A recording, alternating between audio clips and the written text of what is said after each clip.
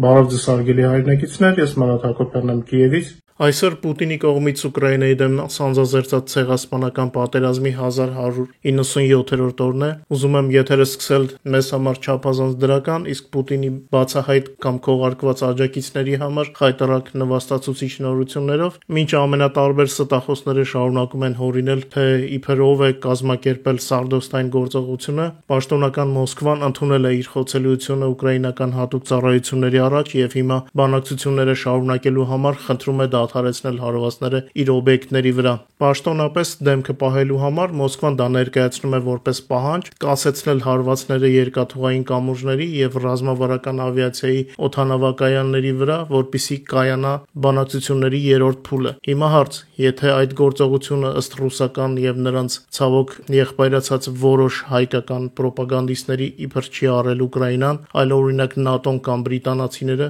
ապա ինչու եք դիմում Կիևին, ոչ թե ՆԱՏՕ-ին կամ Լոնդոնին, ում եք հիմարի տեղ դրել։ Ահա այսպիսին է իրականությունը, անհարգելի թշնամի պրոպագանդիստներ։ Նախքան բերանը բացել է,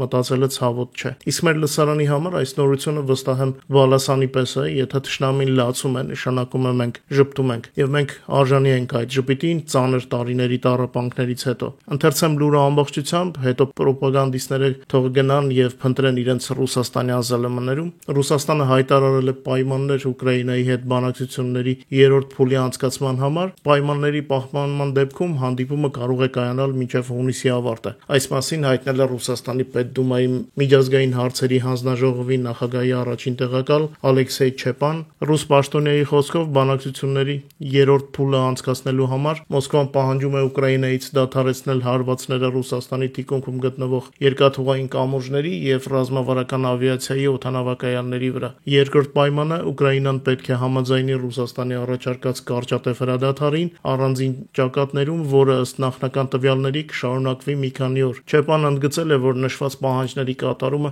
լուրջ ազդեցություն կունենա հետագա բանակցությունների ընթացքի բովանդակության եւ ժամկետների վրա։ Նրա խոսքով ներկայացված պայմանները համարվում են հիմնականներից մեկը։ Դե մենք չենք կարող արգելել ռուսաստանցիներին երազել, բայց մենք ունենք իրավունք պաշտպանվելու ագրեսիայից ու հենց դրա համար մենք ենք ներկայացնում մեր պահանջները։ Ուկրաինայի արտգործնախարար Անդրեյ Սիբիգան երեքշաբթի հայտարարել է, որ Ռուսաստանը մինչ օրս չի արձագանքել այն փաստաթղթին, որտեղ Ուկրաինան ներկայացրել է իր տեսլականը պատերազմի ավարտի վերաբերյալ։ Մեջբերեմ հանդիպման ժամանակ մեր պատվիրակությունը հարցրեց ռուսներին. «Ինչ կարծիք ունեք»։ Նրանք ոչ մի պատասխան չտրամադրեցին, ոչ հանդիպման ժամանակ, ոչ էլ դրանից հետո։ Մենք պահանջում ենք պատասխան Ռուսաստանից։ Նրանց ամեն օր լռությունը վկայում է, որ նրանք ցանկանում են շարունակել պատերազմը, ընդգծել է Սիբիգան։ Ուկրաինացի նախարարը նշել է, որ Ստամբուլում մեր կառուցողական առաջարկներին ռուսական կողմը ներկայացրել է վերջնագրերի մի փաթեթ, որը որևէ կերպ չի մոտեցնում իրական խաղաղությանը հասնելուն։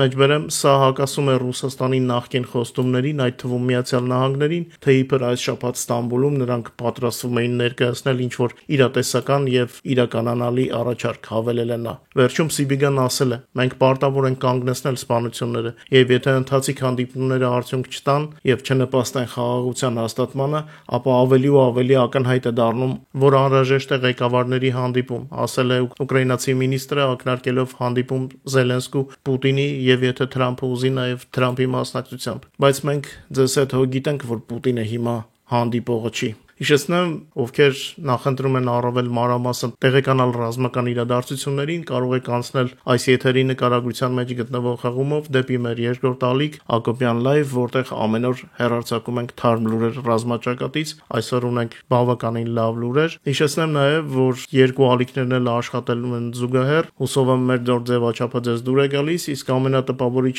լուսանկարներն ու տեսանյութերը կարող եք վայելել մեր Telegram-յան ալիքում։ Սպիտակ տան ներկայացուցիչ Քերոլայն Լևիթը հաստատել է ԱՄՆ նախագահ Դոնալդ Թրամփի մասնակցությունը Հաագայում կայանալիք ՆԱՏՕ-ի գագաթնաժողովին։ Հիշում եք, չէ՞, Թրամփի ցանկությունը չհանդիպել Զելենսկու հետ ՆԱՏՕ-ի գագաթնաժողովում։ Թրամփը սովոր է լինել միակաստղը, իսկ հիմա Զելենսկին էլ է գալիս։ Ուկրաինան հրավիրվել է ՆԱՏՕ-ի գագաթնաժողովին, որը կկայանա հունիսի 24-ից 25-ը Հաագայում։ Այս մասին հայտնել է նախագահ Վլադիմիր Զելենսկին անձամբ։ Շատ հետաքրքիր է ինչպես կանցնի միջոցառումը, կառուցողական զրույց, թե նոր սկանդալներ։ Իդեպ ԱՄՆ պաշտպանության նախարար Փիթ Հեքսեթը չի մասնակցի Ուկրաինայի պաշտպանության հարցերով կոնտակտային խմբի նիստին, որը կկայանա հունիսի 4-ին մասին ՆԱՏՕ-ի գլխավոր գրասենյակ Բրյուսելում, սա Ռամշտայնի ձևաչափի մասին է խոսքը, ԱՄՆ պաշտպանության նախարարը չի մասնակցի Ուկրաինայի պաշտպանության հարցերով կոնտակտային խմբի նիստին առաջին անգամ 3 տարվա ընթացքում։ Փոխարենը Ամերիկայի ՆԱՏՕ-ում դեսպան Մեթյու Ուիթակերը կմասնակցի միջանկյալ հանդիպմանը։ Պենտագոնը բացատրել է նախարարի բացակայությունը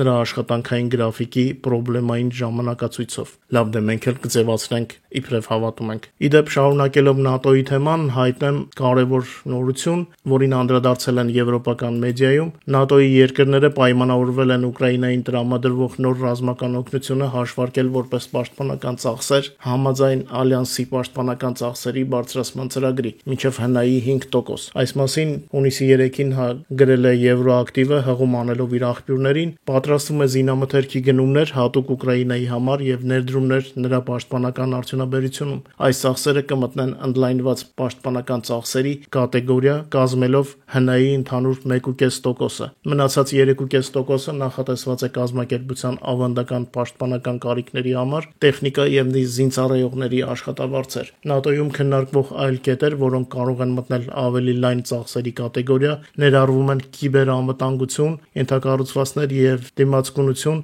եւ այլ կարեւոր ուղղությունների միջոցառումների համար։ Ինչպես նշում է լրատվամիջոցը, արդեն Ուկրաինային փոխանցված սարքավորումները հաշվի են առնվել հիմնական ծախսերի մեջ դրանց ձեռքբերման ժամանակ, սակայն ապագա գնումները փոխանցված զինամթերքի փոխարինման համար նույնպես կներառվեն նպատակային 3.5%-ի ցուցանիշում։ Եվրոակտիվի աղբյուրները շեշտել են, որ Ուկրաինային տրամադրված ռազմական օգնությունը ուղղակիորեն դրական ազդեցություն ունի ՆԱՏՕ-ի անվտանգության վրա, եւ մինչ Մոսկվայում երազում են, որ Ուկրաինան չի դառնա ՆԱՏՕ-ի անդամ, փաստորեն ալյանսը արդեն վերաբերվում է Ուկրաինային որպես պաշտոնական բլոկի անդամ, իսկ անդամության ֆորմալ կողմը հուսանք շուտով կլուծվի։ Իդեպ վերջում նույնպես զվարճալի լուրով ավարտեմ եթերը, Կրեմլը որոշել է չնկատել Ղրիմի կամրջին հասցված նոր հարվածը, հավանաբար նրանք մտածել են, որ եթե կամուրջը չի ընկել, ապա կարելի է ձևացնել այնպես, կարծես ոչինչ չի պատահել։ Ինչպես հիշում եք, նախորդին ՍԲՈ-ն 3-րդ անգամ հարվածել է Ղրիմի կամրջին, ըստ ուկրաինական կողմի տվյալների կամուրջը վթարային է դարձել։